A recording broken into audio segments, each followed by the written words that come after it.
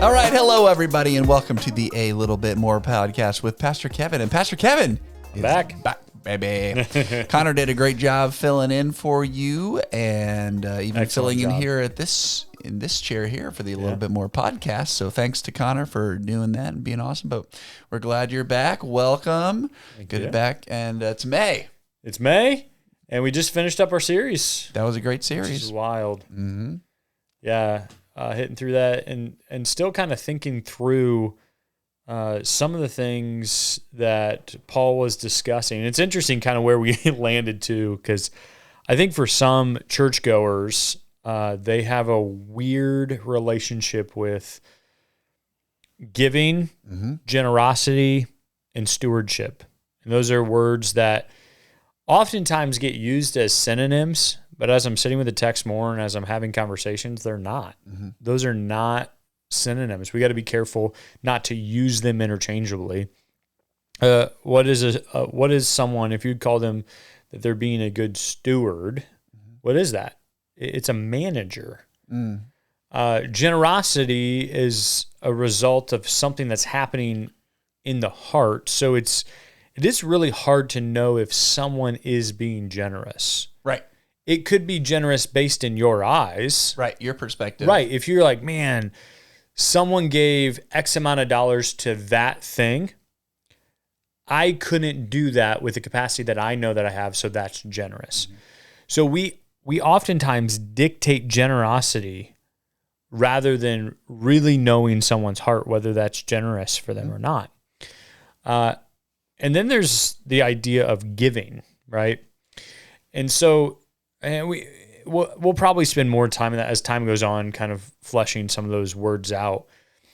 But just having just a short understanding of that, it's interesting to go to the text that we just preached on in 2 Corinthians chapter 9, because it's oftentimes, man, when we talk about generosity in the church, when we talk about giving, 2 Corinthians chapter 9 is one that a lot of pastors will just pull out of their back pocket. Mm-hmm. But I don't think they intend to do it, but I think sometimes it's outside of the context without understanding chapter 8 as well.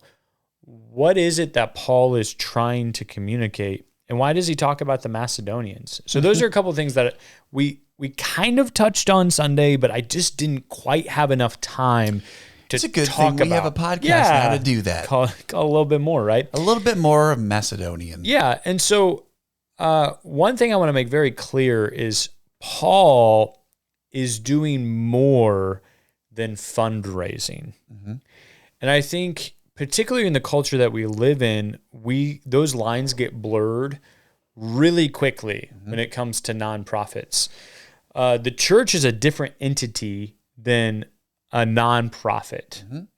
Churches are a nonprofit, but it's different than. So if you were to give to Grable Missionary Church, I would actually say that's not correct. You're giving through Grable Missionary Church. The gift is to God. You're giving back to Him. That's the offering. That's the sacrifice part, is to give it back to Him, not to Grable Missionary Church.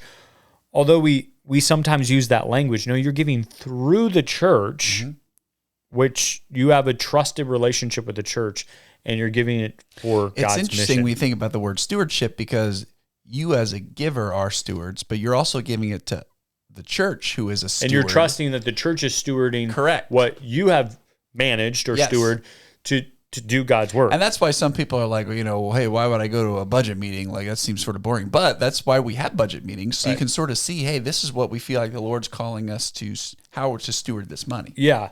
So what Paul is doing and the conversations that he's having, this is more than fundraising. What he's doing is he's having a conversation about trust, and he's also talking about church unity, and he's talking about formation all at the same time. So when you give to God, it's a part of your discipleship process. It's what it means to make a disciple or become a disciple. It's part of the aspect. You don't get to just choose. It's not like you go to Chipotle and they ask, do you want guac or not? It's it's not an option. Yeah. So sometimes we, as believers, we think giving is an option. And I would say this to any Christian, not just ones who attend Grable Missionary Church, because sometimes when pastors talk about it, it seems self-serving. No, this is just a part of discipleship. Yeah. And that's what Paul is talking about. Paul is connecting two church bodies that have never, to my understanding, have never met face to face. So you have the church of Corinth, and he's bragging about the church of Corinth to the Macedonians, is what the text says. If you know anything about the Macedonians, they are very generous people. Well, when you think about the word generous, I'm going to put you on the spot. What do you think about? If you can think about the most generous, and you don't have to tell me who it is, but think about the most generous person. Describe that person to me.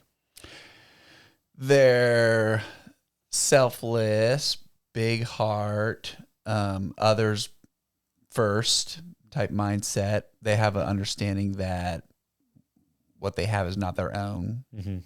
I think those are all like things that first come to my mind. Yeah, those are way better answers than I think I would be maybe a little bit more cynical when it comes to that. And what I mean by that, I think oftentimes when we would deem someone as generous, what we're really saying is that person has capacity.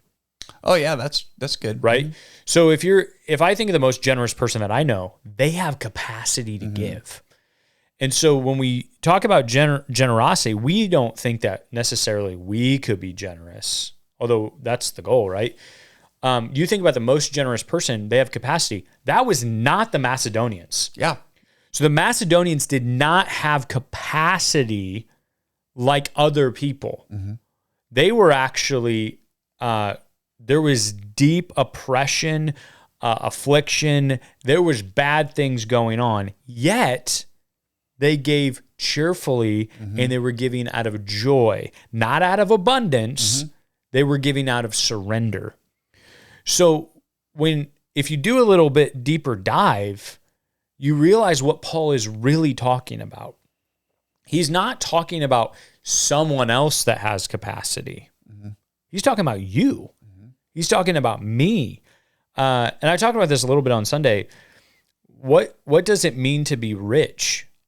Because you're never necessarily going to think of yourself as rich, because there's always someone ahead of you. Richer. Right. To be rich means that you have options and that you have margin. And if you were really, really honest with yourself, many people that are listening to this podcast have margin and they also have options. So guess what? They're rich. Yeah. And so for us to be good managers of what we own and the riches that we have, that's what Paul's talking about. And so it's really interesting that he uses the word, like he talks about the Macedonians, and you could totally miss what he's talking about because it doesn't really talk about it that much in the text. He just says, I've been bragging to you about the Macedonians. Well, it's not a wealth story. Oftentimes when we talk about generosity, I've been to many banquets, I've heard pastors talk about it. We usually highlight the generous person with capacity, but that's not what Paul's doing. Yeah. It's generosity out of poverty. Most of the time when we talk about poverty, we're not talking about generosity. Those are not two things in the same arena, same world.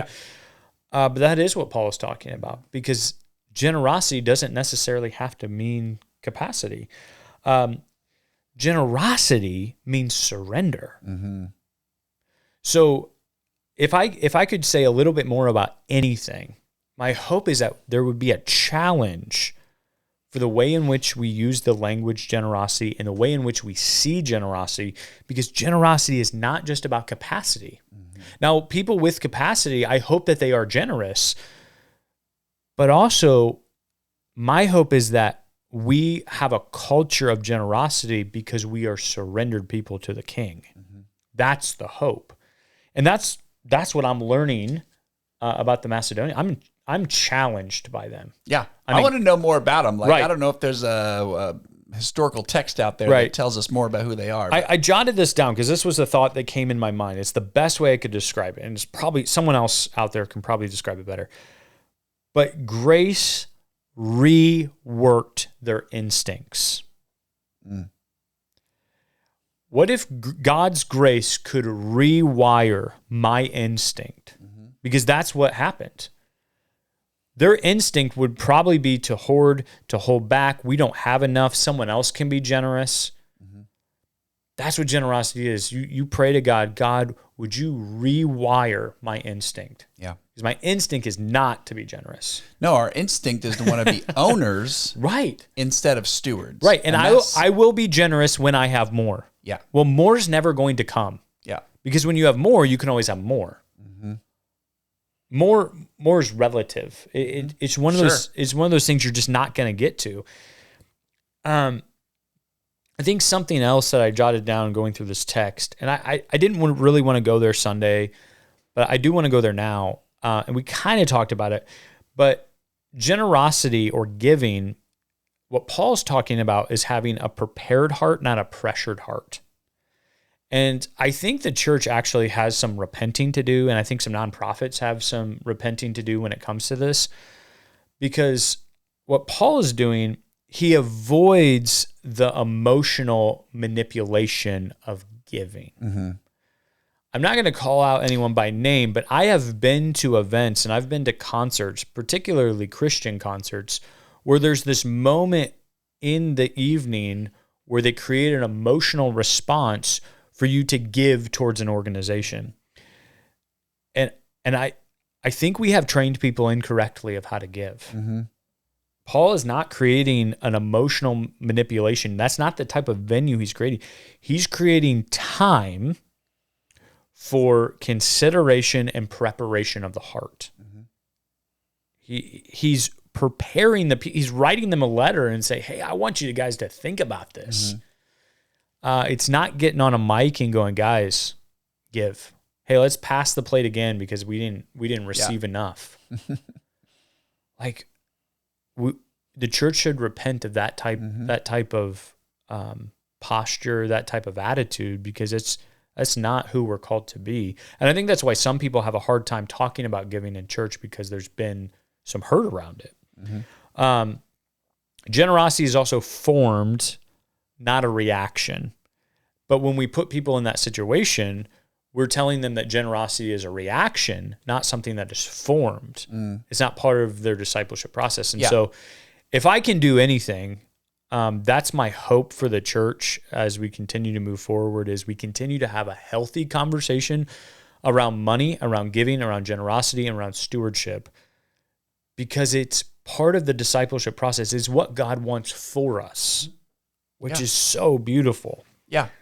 Yeah. I think it's why it reminds me of like parents that don't have a healthy relationship talking to their kids. Like, it's way harder to have tough conversations about certain things because there's not open dialogue about a lot of things. So when you have to talk about something hard, that's why I feel like some people like stay away from giving word, because it's like, well, we just don't talk about that because there's been hurt in the past or whatever. But that's why I love what we're trying to do here is be open about stuff and be open about what the word, like, this isn't stuff we're making up. This is what the Bible is instructing us to do. Yeah. For your health, for the way we see the world. Like, I'm reminded of there's an old Harrison Ford movie. I can't remember if it's Clear and Present Danger or Hunt for Red October, one of those.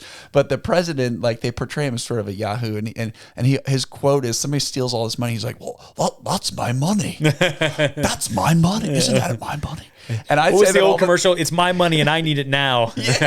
But that's like the mindset of a lot of people where we're not going to talk like, that's, this is mine. Yeah. You can't tell me what to do with my money. And that's really the root of it. Yeah. It's not your money. Yeah. If you're thinking of it as that, you're thinking of it in the ownership mindset instead of, okay, you're stewarding this. Have some fun. Go do it. And it's interesting. There's an adjective. It's not that God loves a giver. What does God love? Cheerful giver. A cheerful giver. And cheerful is a weird word for me because I had to unlearn some stuff. Cheerful to me seems like hype. Cheerful, no. And I look back at the context, the closest thing we can get to is freedom. That's what I was thinking, freely giving. Yeah. It's a freedom. Yeah. It's a freedom to give. If God commands you to give, a loving God commands you to give and he doesn't provide that, that would mean he is a cruel God. Yeah. So if he's going to command you to give, Yeah. he's also going to provide the resources for you to give. Yeah. But the question is do you see it as yours or not? Because if you see it as yours, it may be harder for you to be obedient. Sure. It's not that he hasn't provided for you to give. Mm-hmm. He has commanded it and provided. Now you have a choice. Yeah. That's the interesting thing. Yeah. And if we're loving like Jesus and living like missionaries, like that's what Jesus does. He shows us how to be humble and selfless. Yeah. And if you're thinking about with our finances, how can we be humble and selfless? That's exactly what we're talking about. Yeah. And, if I could wrap things up with Paul, particularly in this section, I think Paul would say something like this. I don't want money out of your wallet. I just want the fear out of your heart. That's good. Because I think that's really what they were struggling with. There's a fear in their heart that there's not going to be enough. I call it a scarcity mindset. Yeah. But that was Paul's thing. I want you guys to think about it. I want you to pray about it. I'm not trying to make an emotional thing. I don't want the money out of your wallet. Yeah. I just want the fear out of your heart. I want you to trust the God of the universe. Yeah. That's what it comes down to, man. Trust. So that's good stuff. That's a great little bit more today. If you have more questions on how to do that, like I know we'd be more than happy to reach out to us by email or just stop us in the hallway and say, hey, let's talk about a lot of bit more about this. So thanks for your time. Yeah. Thanks for your time. And we'll see y'all again real soon. See you guys.